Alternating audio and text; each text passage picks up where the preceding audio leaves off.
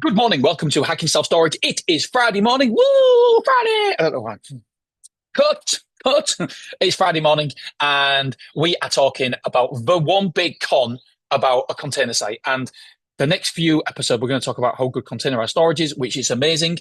But I want to talk to you about one con because I feel like it's my duty and a responsibility not to keep telling you guys self storage is amazing. Open a container site, because there is a con, and I don't.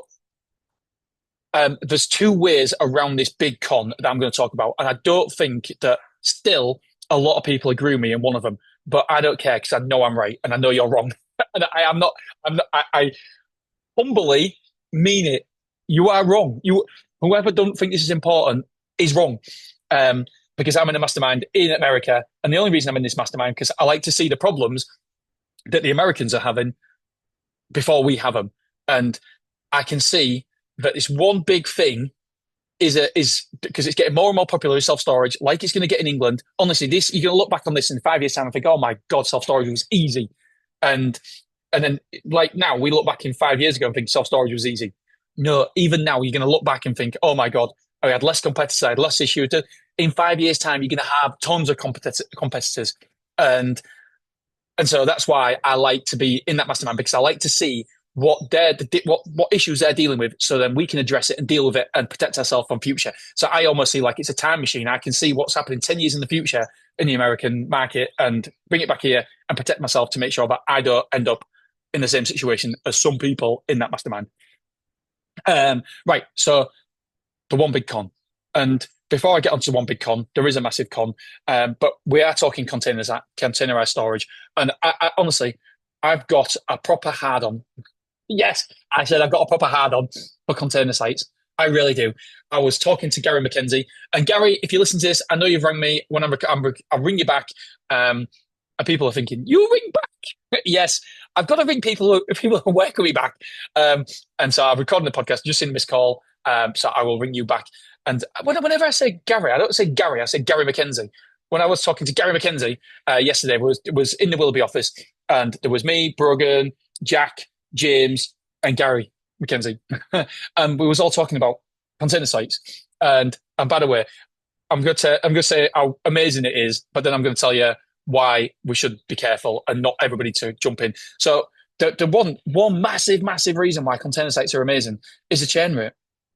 The churn rate is incredible. It's really low. Now, Glasgow, I expected us to move this many people in. But the problem is, not the problem, but the amazing thing is, I expected there to be more move outs. I expected the churn rate to be the similar churn rate as to indoor. You know me, my projections, I always project worst case scenario. But this, in my wildest dreams, it's caught me. It's caught me with my pants down a little bit, and I wasn't ready for it.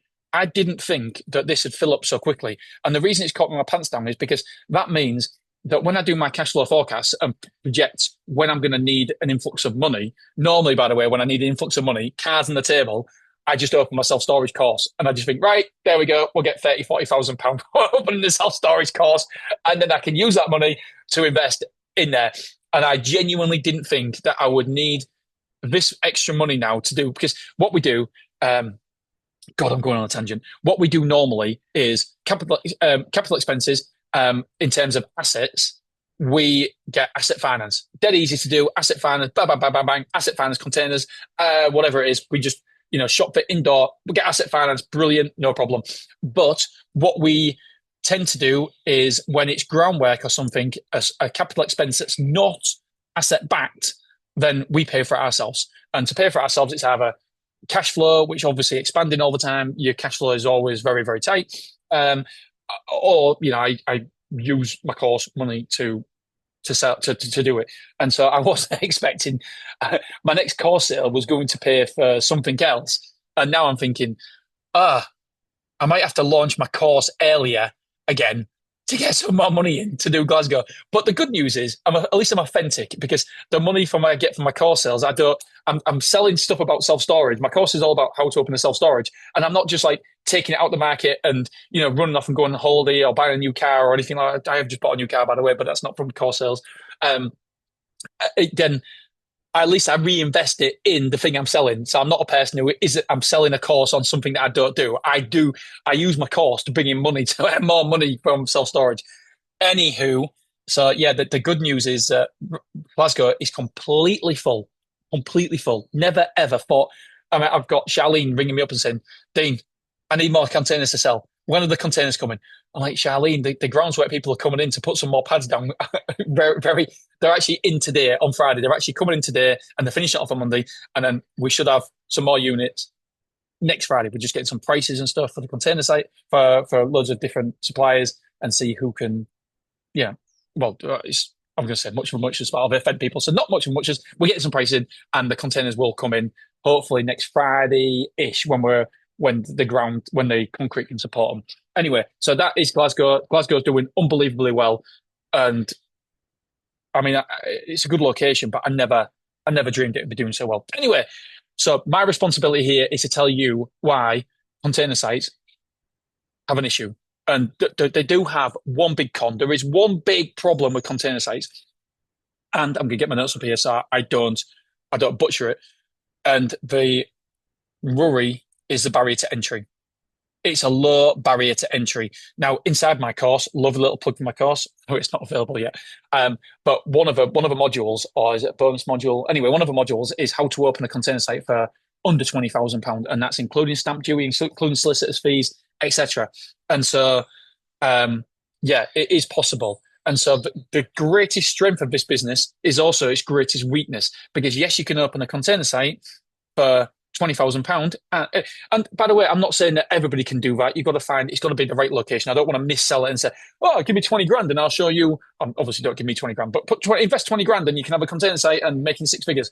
That's not always like that. But I give you an example of a place that I was looking at, and the landlord did it instead of. I don't actually think it was the landlord in the end, but basically, how you can open for under £20,000 and make six figures. I actually give you a physical example, and I don't want to say that you'll definitely find it, buy the course and you'll definitely find one for £20,000. Obviously, it's not like that. You will have to put effort in, and it's got to be almost a perfect site. They are available. If you looked every week for 6 months, you'd find one. But it's not something. It's not common. Put it that way.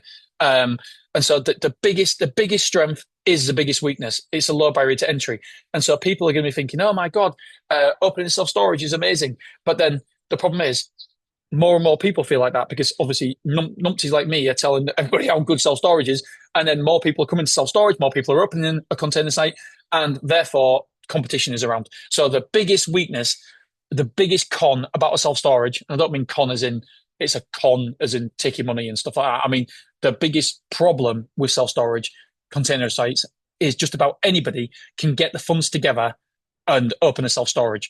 I've got in the last 2 years, I think 3 people have opened up in Beverley, and they're not even on Google or anything like that. I mean, two of them are, one of them is, two of them is. Anyway, for so many people have opened up because obviously stupid podcast telling you about about how good Beverley is and stuff.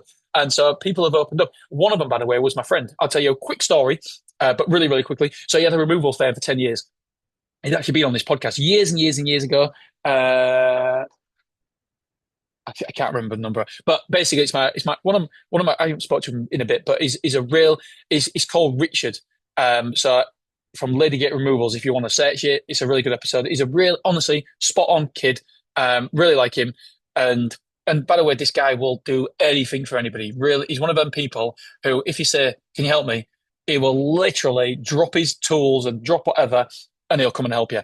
Anyway, so Richard with self storage, he used to have a removals company called Ladygate Removals, and he used to store. He didn't ever use me for storage because what he did was he rented out from another container site, which was more expensive, like 4 or 5, 6, 7, 8 containers, and he used to put his customers' stuff in there, and he used to rent the container out, and he used to obviously rent it for £25 a week, and he used to charge. He might have 6 people stuff in there, so he used to charge people the money. And he said, "Dean, I'm going to open a self storage, but don't worry, I'm only going to put in my customers' stuff, so I'm not going to advertise on Google or anything like that." I was like, "Yeah, no problem." And he goes, "Dean, I found a site in Beverley. Do you mind if I open?" "Yeah, mate, go for it. I'm not bothered." "Yeah, absolutely." He goes, "Don't worry, it's only it's only my stuff, my customers. I'm not going to advertise on Google or anything like that." Da, da, da, da, da. I said, mate, don't worry about it. It's fine. It's only a small site. Found an all right location. And 6 months in, he rang me up and says, Dean, I got something to tell you. Like, yeah, mate, what? He goes, I'm closing down my removal company. I was like, oh, mate, sorry to hear that. He goes, no, don't be. Self-storage is so good that I don't have to do any work or anything, and removals is so hard. But I've just thought that I'm going to sell. I'm going to close it down or sell it. I can't remember what he did. And I'm just going to focus on self-storage. But it won't impact you, mate, because we're nearly full anyway. Da, da, da. I'm like, honestly, don't worry, Rich. And I see signs everywhere now about his flipping self-storage company. Anyway, the point is that he opened up because it's low barrier to entry, and now he's making like 50 grand a year, and he's not doing anything. Where the removal company, I don't know how much it was making, but he said to me it was hard work, and he said, I looked at myself and thought, I'm doing all this hard work to make that, and I'm doing no work here, and I'm making this.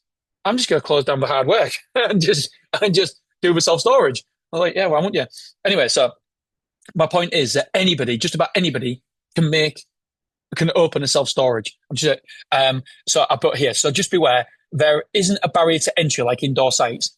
If you haven't got any competitors now, I promise you, you will do. You will have competitors at some point. So we need to stand out. We need to make sure we are different from our competition, because it's okay right now having no competitors and and you're winning the container site. You know, you're getting competition, you're getting customers in, and you're making good money. But I promise you, it won't always be the case. It won't be the case all the time. And so I put just beware. Yeah. So there's people. Yeah. So indoor self storage.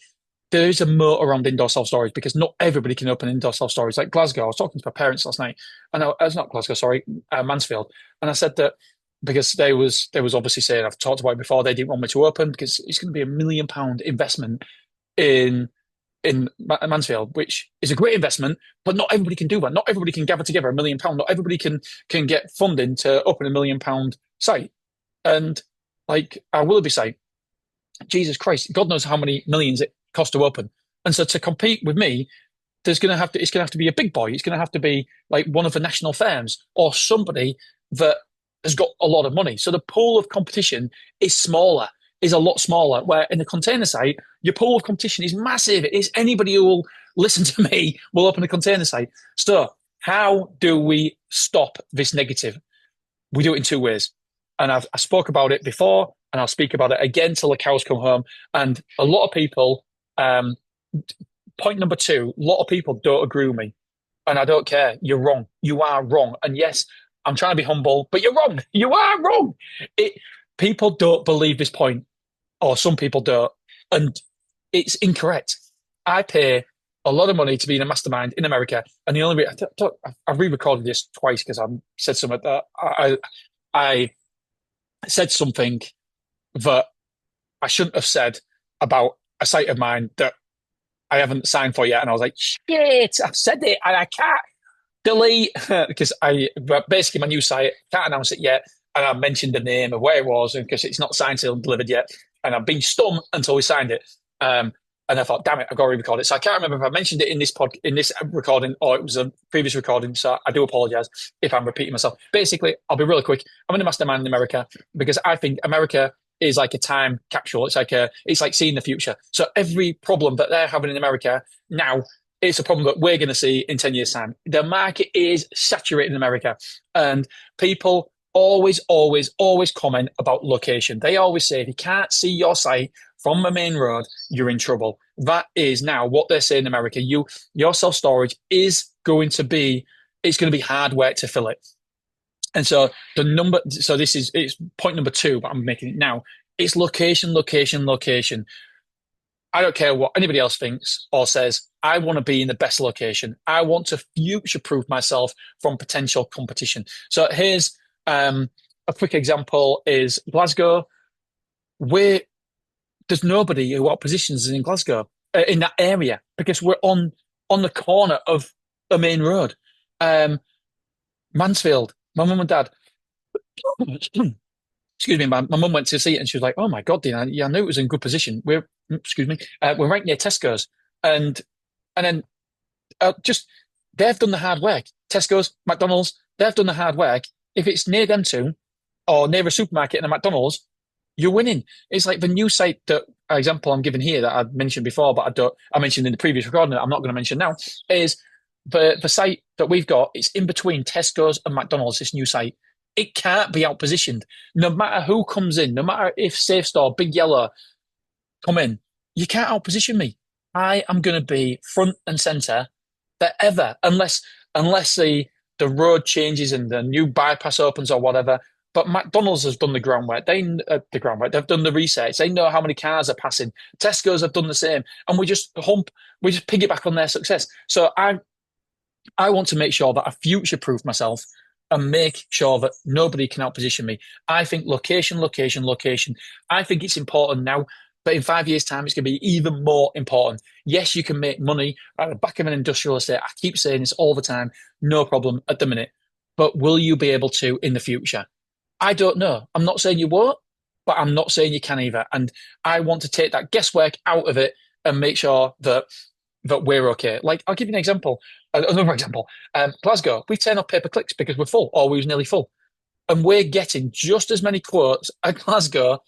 I've just looked at the figures for February because I've just been Angela emailed me on last night, and so I was going through them thinking, oh my God, we paid nothing on pay per clicks, and our quotes haven't dropped.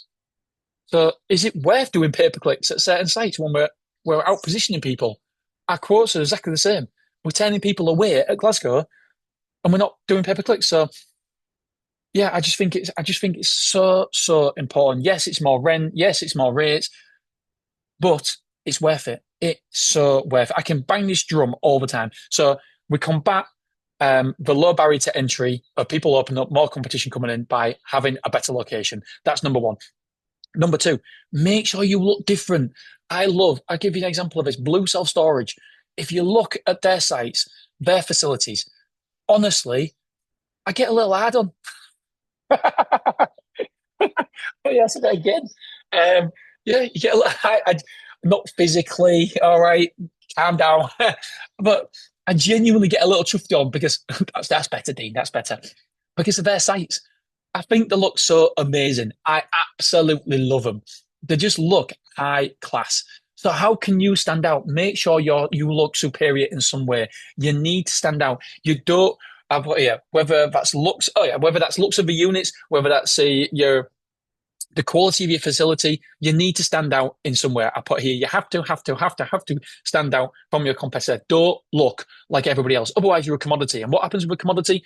It's a race to the bottom. And you play the price war. You don't want to play the price war. So whether you paint the units, whether you graphofair them, whether you have um, flags outside, like Easy Stealth Storage have flags at their new site. It looks amazing with flags outside. Just stand out from your competition in some way, shape, or form. Make sure that you take pride in your appearance in some way. Oh, I nearly said the name. Our new site, we're just pricing up at the minute. And whether we do it or not, I don't know. It depends how much Janice charged me. All right, Janice, balls in your carts, boys. I think they're actually going to look after us on this one. Um, Electric roller shutters. We're going to take the doors off, or we're planning on potentially taking the doors off and having electric roller shutters and having no key. Why? Because we're future proofing ourselves. Yes, it's going to cost more money. Yes, the return on investment isn't going to be as much as if we just bang down containers, but we are future proofing ourselves from a future problem, a future competition. Because not only can you not outposition me with the location, you're not going to be able to you're not going to be able to compete with the units as well. Because look, why do Beverly do so good? Beverly does so good because you can't charge what I can charge because our containers, our units are purpose built. They cost an absolute fortune to make back then, but the investment is just paying off, paying off, paying off, paying off, paying off time and year again because they look amazing. They look fantastic because they are amazing units. Anyway, I've banged on for bloody ages, way too long. So there's two main reasons to recap. You make sure that you look superior from your competition in some way, shape, or form. That's number one. Number two, it's location. It's not as important now as it will be in 5 years' time, but location, location, location, location. I'm trying to buy other self-storage facilities at the minute, and I won't buy a self-storage facility that's not got a great location. I won't do it because I just not. I don't think that in the future it will have as strong a results as it's doing. You will never do better than you're doing right now. Put it that way.